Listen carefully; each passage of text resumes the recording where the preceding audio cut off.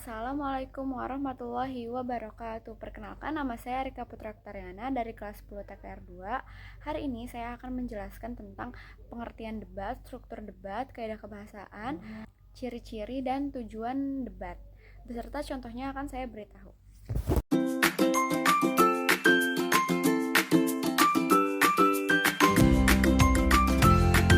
Debat merupakan pembahasan dan pertukaran pendapat mengenai suatu hal dengan saling memberi alasan untuk mempertahankan pendapat masing-masing.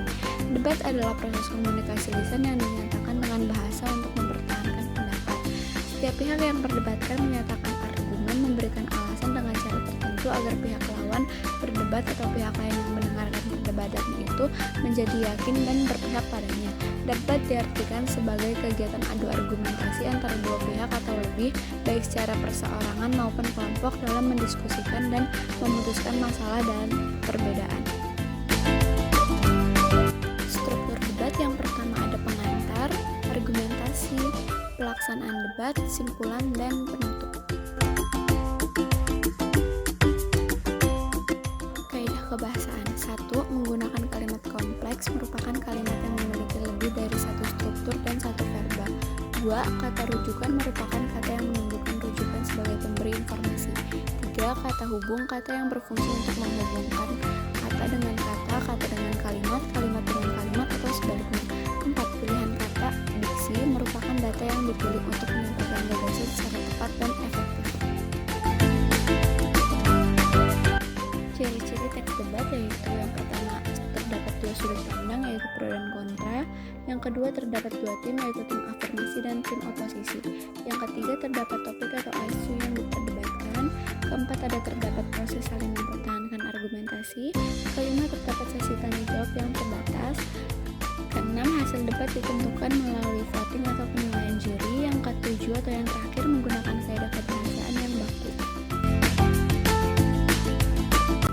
Tujuan debat yang pertama, menganalisis permasalahan atau isu, sudut pandang dan argumen beberapa pihak dan simpulan dari debat berkaitan dengan bidang pekerjaan untuk menemukan esensi dari debat.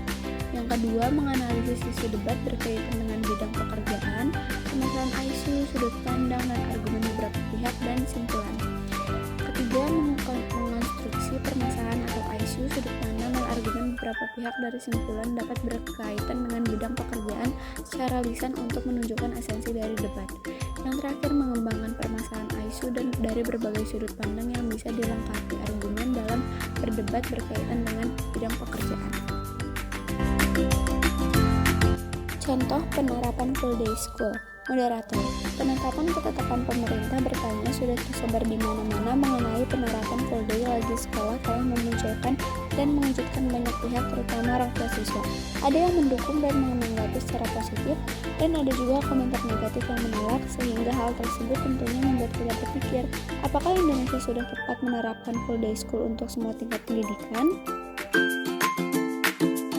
Tim afirmasi. Kami sebagai pihak yang afirmasi yang menyetujui keputusan pemerintah mengenai penerapan full day di sekolah beranggapan bahwa hal tersebut dinilai sebagai hal yang baik.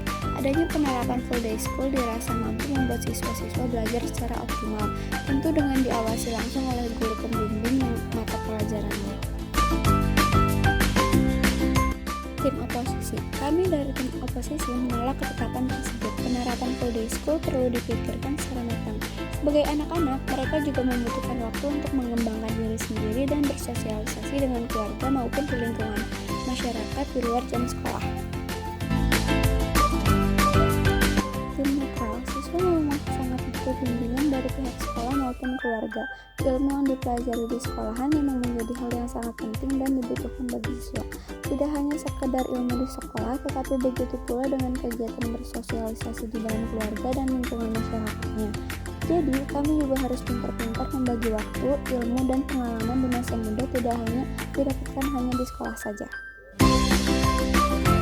Kesimpulannya, berdasarkan argumen yang telah dikemukakan oleh tim afirmasi, tim oposisi, dan tim netral, kesimpulan yang bisa kita ambil dari penerapan full day school untuk semua tingkat pendidikan bisa mengoptimalkan belajar siswa. Semakin banyak siswa menghabiskan waktu di sekolah, maka akan membuat waktu untuk mengembangkan diri baik itu dalam keluarga dan lingkungan masyarakatnya semakin sedikit.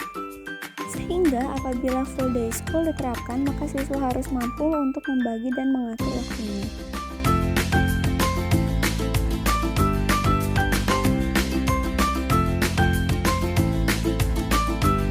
Kesimpulan teks debat. Mengonstruksi simpulan debat tentu membutuhkan pemahaman dan interpretasi dari argumen-argumen yang disusun dari kelompok pro maupun kontra.